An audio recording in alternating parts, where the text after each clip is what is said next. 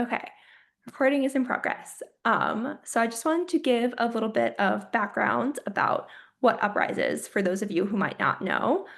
UpRISE is Colorado's youth-led tobacco control movement. Our mission is to amplify Colorado young people's passion to shift perspectives about the tobacco industry and root causes of nicotine and substance use.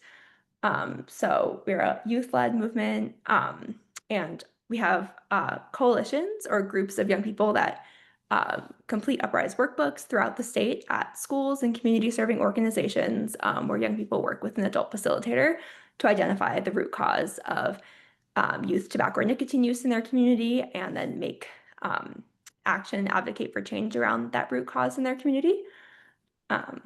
And our Youth Action Board is a group of young people from across Colorado that meets virtually to kind of guide the UpRISE movement. It's a group of young people that are passionate about uplifting voices of youth autonomy and advocating for health equity. And with that, I'm going to share introducing our YAB members for the 2024-2025 academic year. These are some photos of our in-person retreat from this past January. And I'm going to pass it off now to our first YAB member, Jack. Hi, my name's Jack. My pronouns are he, they. I am 18 and I'm from Routt County.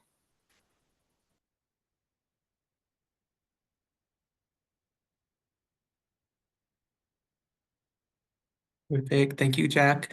Ty, can you go ahead and introduce yourself? Hi, I'm Ty. I use they, he pronouns, and I'm from the San Luis district. Hello, I'm Alan Solanke. I'm a college student. I use he, him pronouns, and I'll pass it down to Olive.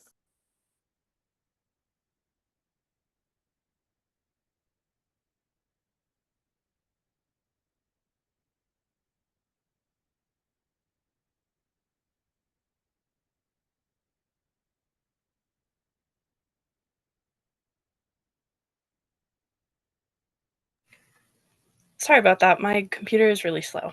My name is Olive. I use they and Z pronouns. I'm 18 and I'm from Alamosa, Colorado.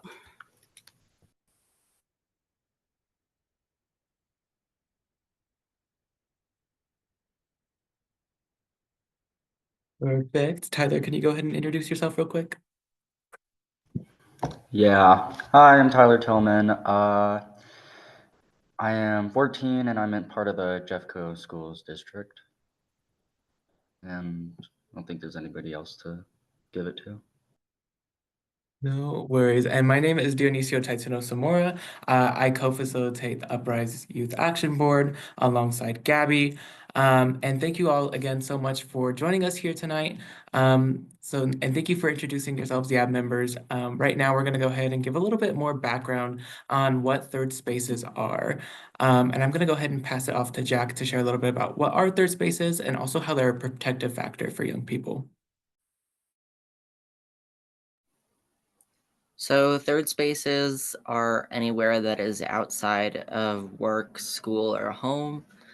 It's basically just a separate place that someone can go, or in our case, a teen can go, that would be safe and free and have their peers there.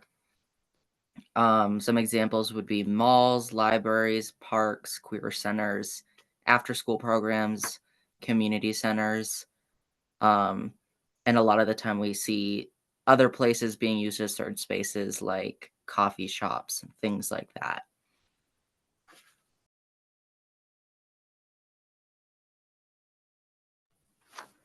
Young people and people in general need third spaces because they serve as a protective factor for people by providing a possible support group and a physical safe space to go to, a judgment-free zone, and a place to form social connections outside of school and work, especially if home isn't a good place to be. Having access to third spaces can help prevent isolation, mental health struggles. They can serve as a factor against substance misuse, and other challenges like bullying and not being able to make friends. Um, and third spaces can also help connect youth to more resources. So, like, UpRISE commonly identifies isolation as a lack of belonging. So, having access to third spaces can reduce isolation and increase belonging. And in a lot of, like, from a personal experience, a lot of third spaces I go to, I make more connections when I go to that third space more. I'm suggested to join other groups. I'm invited to do more things outside of that third space. Perfect. Thank you, Jack, for sharing about, that background on third spaces and also the importance of third spaces, as well as your experience being in these spaces. So now we're going to go ahead and dive a little bit deeper into some conversations about third spaces, starting off with what are some of the ideal vibes of a third space? And this one goes out to Tyler. Our ideal third space would be a welcoming and fun space that with vibes that are chill, accepting, friendly, and calm. Back to you, Yeah. Leo. Yeah. And thinking that in mind with some of these vibes, how can we help create these vibes? We can help create these vibes by co-creating community guidelines with an emphasis on mutual respect, sticking to those guidelines, or like just not letting people get away with bullying, etc., that could happen in spaces sometimes. And what I think is most important is seeking out the opinions and recommendations of local youth, the people who would be going to these third spaces. Right, sort of like that timeline of, first having, seeking out the recommendations of young people, but also, like you said, not only co-creating those guidelines with the young people, but also upholding them, but especially as they relate to things like, bullying or bigotry, and also like things like hateful speech. So thank you for sharing. What kind of activities would be at your ideal third space? So ideally, a third space would have a range of activities, including unstructured activities like an art supplies closet and puzzles, or structured activities like a painting that's being led, or a game night, or a movie night, things like that. Things to do by yourself or with friends. We would also like a quiet space with computers and Wi-Fi to do homework, and access the internet, especially, which is important for people who don't have access to that outside of school. Some of the nights could be planned, and others could be skill building opportunities like cooking classes. I personally have gone to a cooking competition, a friendly competition at a third space, which was really fun. How exciting, yeah. Like having a wide variety of activities and things to do are super important. So why are these activities there? Like, for example, why is it important to have quiet spaces to do homework within a third space? Having a range of having a range of activities is important so that there's always something you want to do that meets your needs. And oh my gosh, at the moment, for example, not everyone has a quiet space with accessible. I cannot speak today. Accessible and stable Wi-Fi to do homework, and then that can be important to help young people succeed in school. Jesus, I'm slurring today. No worries. Um, Along the lines of that too, why is it also important to have varying kinds of activities? Having varying activities can help appeal to a wider range of people, and I think it's nice to get to try new things. I've tried a lot of new things at places that have just random activities that I join in on. And I think that can be a really valuable experience.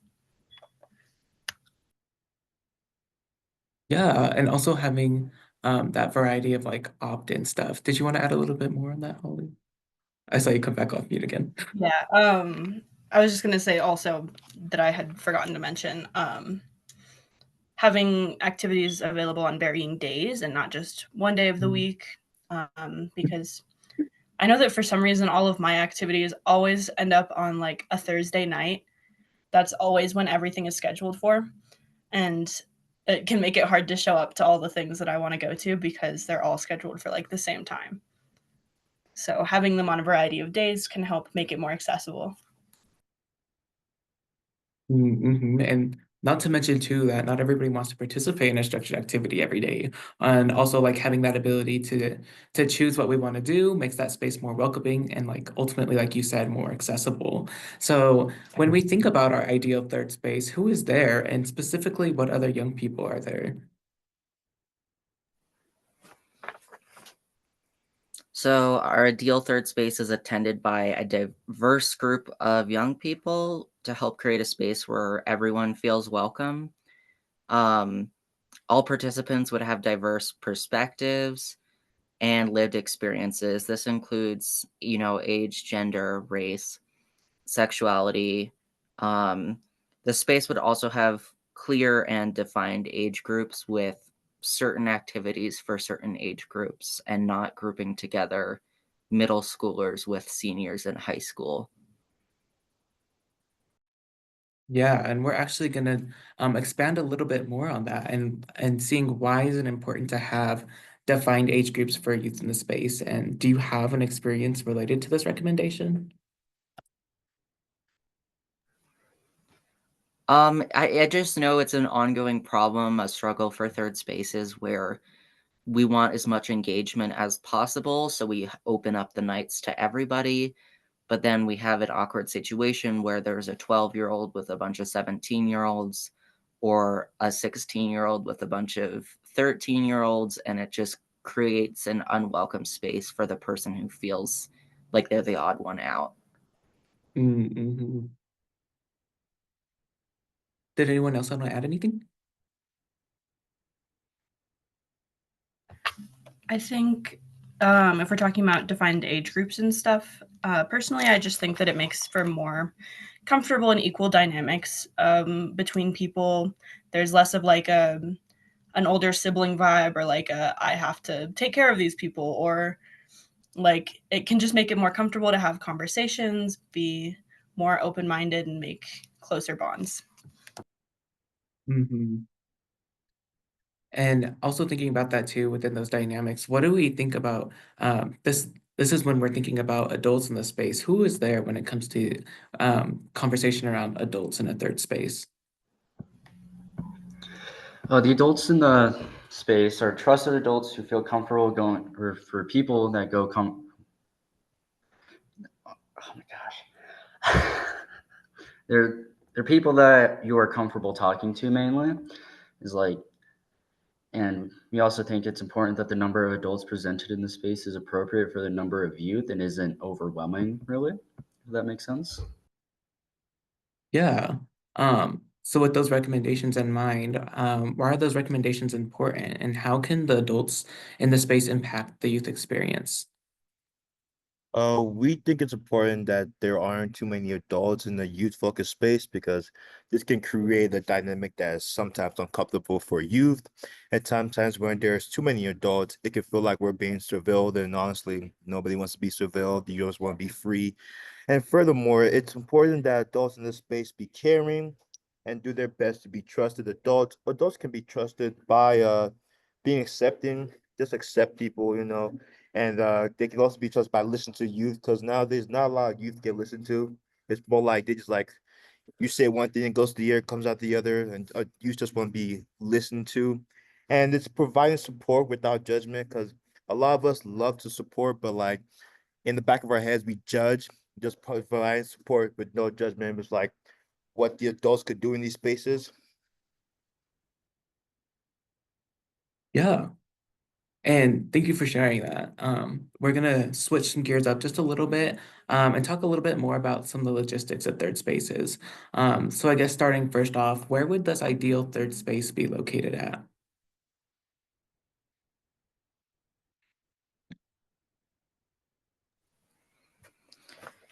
An ideal third space would be located somewhere easily accessible by young people, especially ones that can't drive, like close to a school, a downtown walking area, or on a bus line. Just somewhere in the community that's accessible. Yeah. And now that we have that location in mind, what are some ways that we might get to that third space, and when would you go?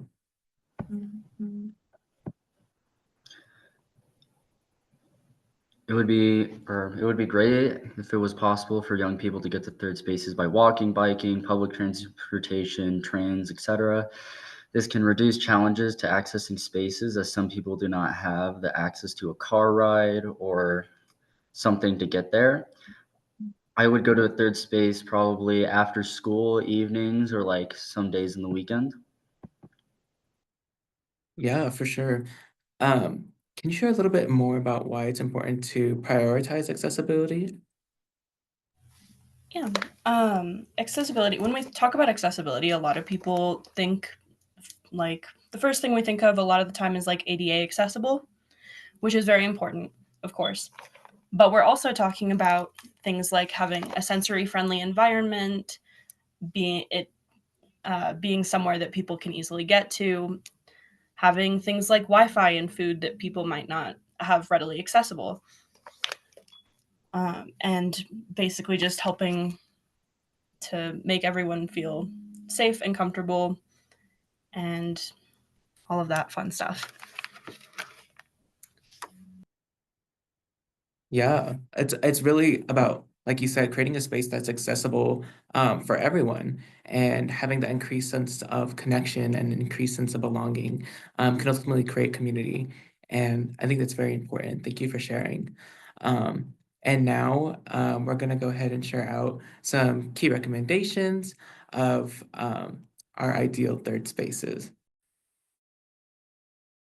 So our key recommendations for these third spaces were for them to be co-created and uphold community guidelines with young people specifically as relate to bigotry, bullying, and hateful speeches. It's just like you want to feel like, I guess, basically the golden rule. You want to feel like you belong, and like things like bigotry, bullying, and hateful speeches, they just crowd that judgment. You don't feel like you belong there if you've seen that or hearing that. Have trusted adults that seek out recommendations of young people who will use the spaces in a welcoming and approachable manner.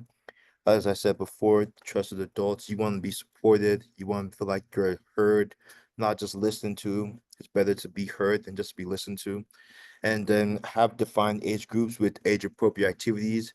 As Olive and Jack have said, just the age group, like a 12-year-old should not be with a 16-year-old. That's just like they're not the same, I want to say level, I want to say, or like brain, I want to say, but like, yeah, they're just like one's too young and the other one's like way too old for that age. And have a wide range of activities. You don't want to be stuck doing like I read that both structured and non-structured, but also including the quiet space or meals. You won't be forced into doing the activity, but you also want to have like the option to do an activity, but not on like the same days. You want to have like a choice of your own to be there, and have a physical and geographical accessible space that is an open after school and on weekends that accommodates young people's needs, especially for parents. They might want to like drop the kids off before they go to work or wherever they're going to. If they feel like a trusted adult is there, to feel more safer for the kids to be there, and it could just help. It would work more around like their work, depending on where they work. So yeah, that's our key recommendations. Awesome. Thank you. Yeah. Um, And now we're going to go ahead and do some spotlights on three third spaces that we feel like are doing a really good job. And we're going to go ahead and pass it off to Jack. So Queer Futures is the local queer center in my town. It just opened about a year and a couple months ago. Um, It's super cozy there. We have a full kitchen. We recently got an oven. We have that's always stocked with snacks for anyone. Um, we have a big art supply closet. We have a closet that's like a community wardrobe where people can donate and take whatever clothing and jewelry and shoes they want, especially around queer prom season since we throw a queer prom every year.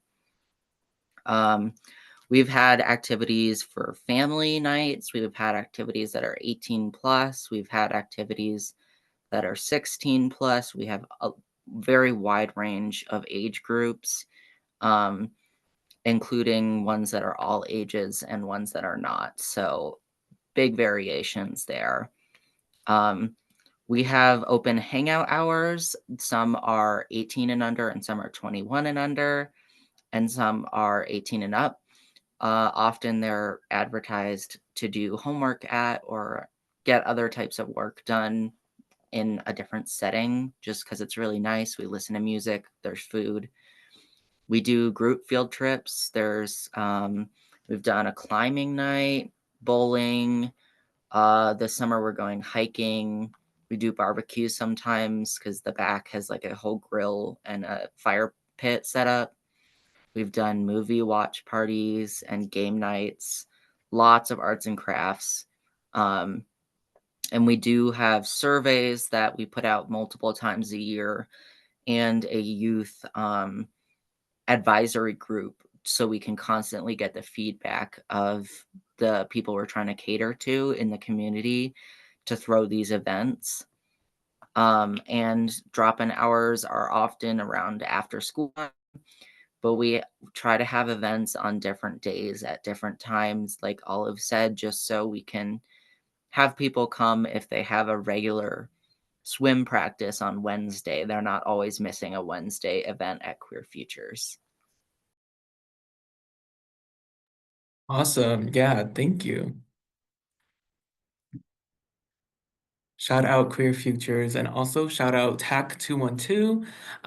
So TAC 212 is located in Fort Collins, Colorado, and it also meets our recommendations that we shared earlier, starting off by seeking the recommendations of young people through their Teen Action Council and having them involved throughout the process of creating things like activities, but also just brainstorming what to do as a third space and youth serving organization. Activities include things like movie nights, they do group and card games, they have a thing called Crochet Club, but also days dedicated to do homework and also spaces to do that as well. TAC 212 is specifically for young people ages 13 to 18. They're open on Tuesday and Thursdays. Like we said, more getting at the accessibility area after school from 4 to 9 p.m. And then also open on Saturdays from 2 to 8. And one of the interesting things about TAC 212 is they offer various forms of transportation and take the time to show you how to use things like public transit, rideshare, but also offer things like rentable bikes, where you're able to take a bike and go ahead and bike to TAC 212 or wherever you need to go.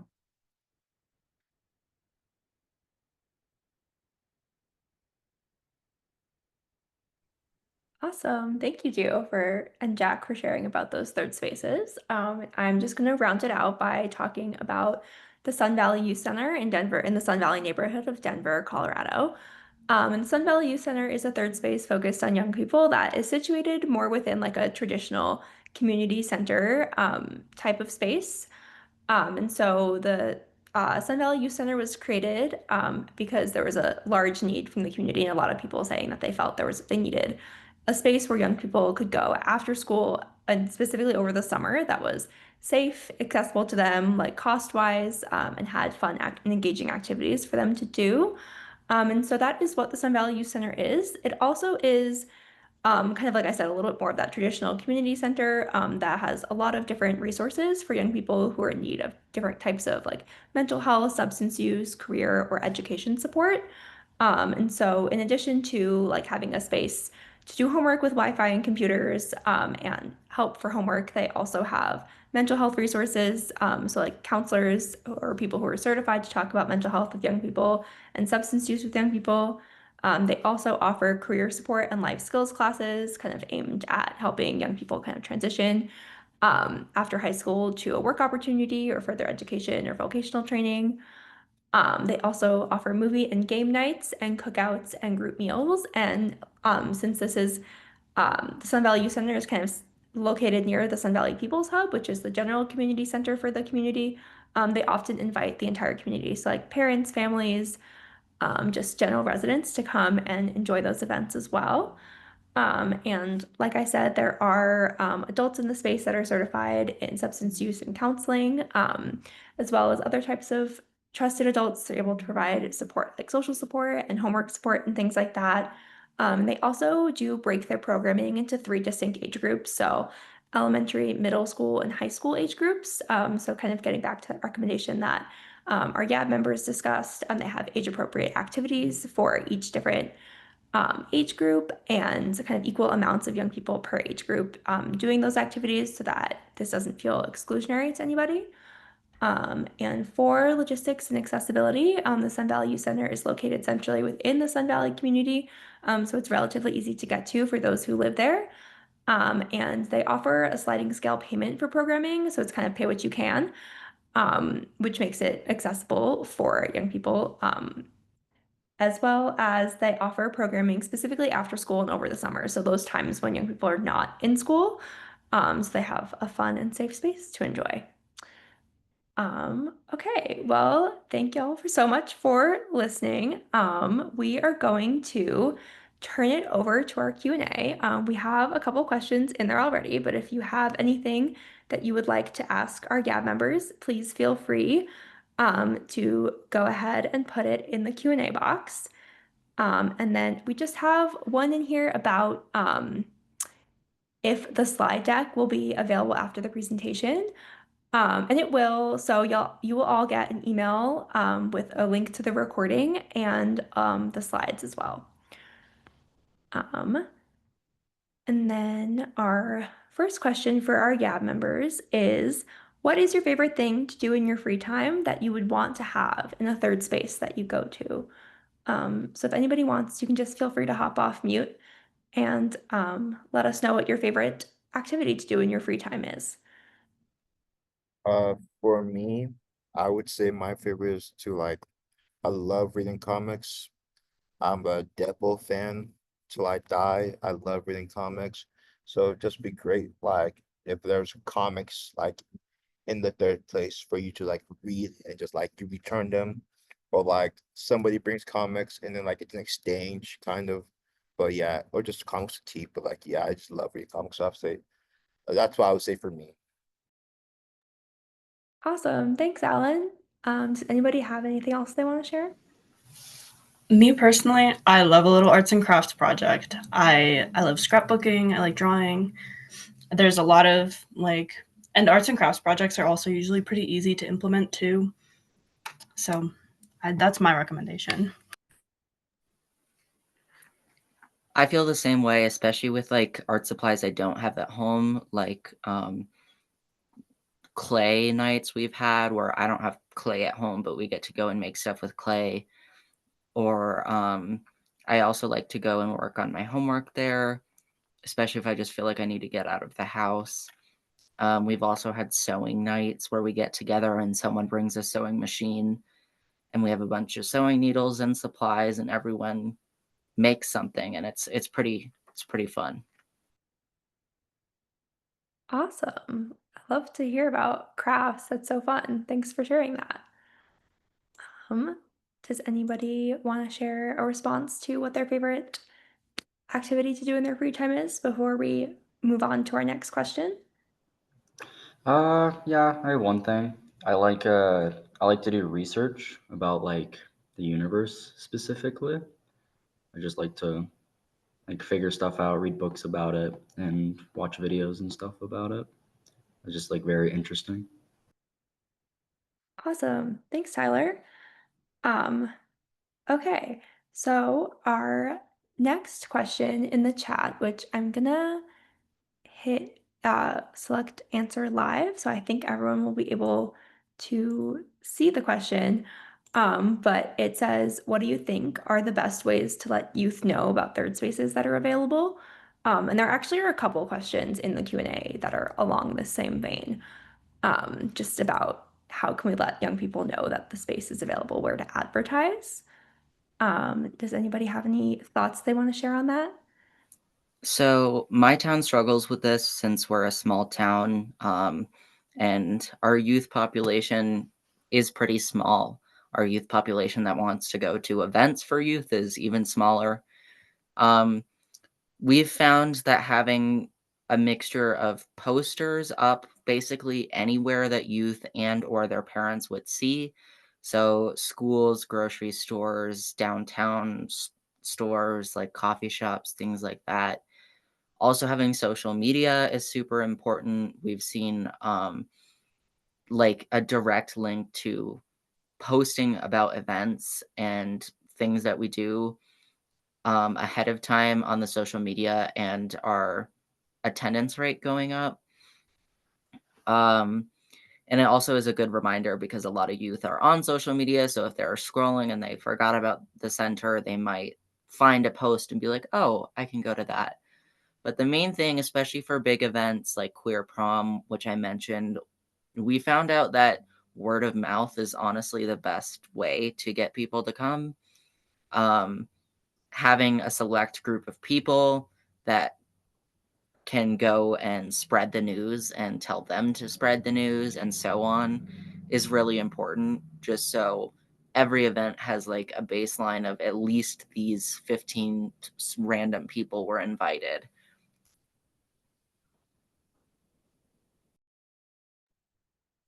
Awesome. Jack, thanks so much for sharing that, giving so much detail and examples about how we can advertise third spaces that are available to young people. Does anybody have anything else that they want to share about advertising in their communities?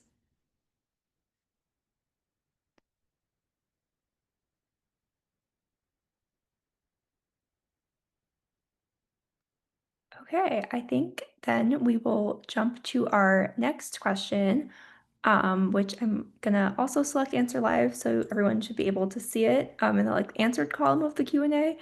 But it says, what advice would you give to individuals or organizations looking to implement similar youth-focused programs? This one also, there are a couple similar ones in the Q&A box. So kind of just looking at ways that places can bring young people into the process.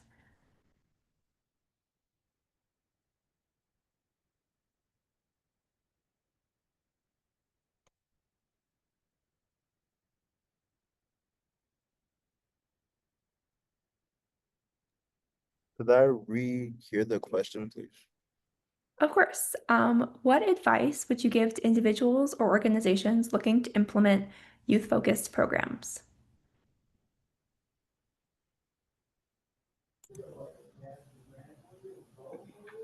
To do it often, maybe. To do it like very often so that it can gain popularity quickly. Because like if it's just like one thing, you do it once a year, it's like it's harder to advertise it because then people are like, oh, that's 8 months ago or 8 months away. It's not as appealing. And it's like, oh, this Friday there's a ball or whatever. So it's like probably consistency so that it can be more out there and be more appealing. Yeah, definitely. That's super important. Thanks for sharing, Tyler. I would say to like get them with the food. Like a lot of youth love free food. Mhm. Get them with the food, and then like soon enough they're gonna start like wanting to go and go and go and go. But like the food, I feel like would get them like would get their feet in the door, and then the rest would get them all the way in the door, and like they'll be more enjoying. They would start telling more people about it. So I feel like that's in the vibe. I was gonna say that too, actually. That's funny. Yeah, you offer me a free meal, I'm there. I feel like a lot of people feel that way. Yeah, definitely. It's a great point. Awesome. Well, thank you all for your answers to those questions, and thank you to everybody who submitted a question. I think we kind of got the most popularly asked questions answered. But if anybody has anything that they want to like follow up with us about specifically, or they want some more input on, you can always feel free to send me an email. I can pass anything along to the YAB members. But yeah, thank you so much for engaging with that. And so with that, we are going to wrap up a little bit early this evening. I have two quick announcements to make before we do that. And the first is, I guess it's actually three. So like I said, you will be receiving an email after this meeting, probably tomorrow, with a link to the recording of the meeting and a link to the slide deck. And then another thing that will be included in this email is a link to the interest form for the YAB for the 2025-2026 academic year. So if you are a young person watching this and are interested in joining the UpRISE Youth Action Board for next year, or you work with young people who you think might be interested, we are definitely welcomed new members in the new academic year. So I will share that along as well. And then the last announcement is that to go along with our virtual town hall, we are also creating a downloadable advocacy activity about third spaces, which is an interactive tabletop game that was developed by a colleague of Heather's at Daniel Littman at the University of Utah. And so we are working with her to kind of make that tabletop game that allows young people to work with adults to imagine what their ideal third place would be. So we're going to kind of take that and make it a downloadable activity that you all could use with young people in your community to get some input about third spaces. All right, well, I think with that, good night, everyone. Feel free to hop off, and we thank you so much for taking the time out of your evening to come to this conversation with us, and we really appreciate it. So have a great night, everybody.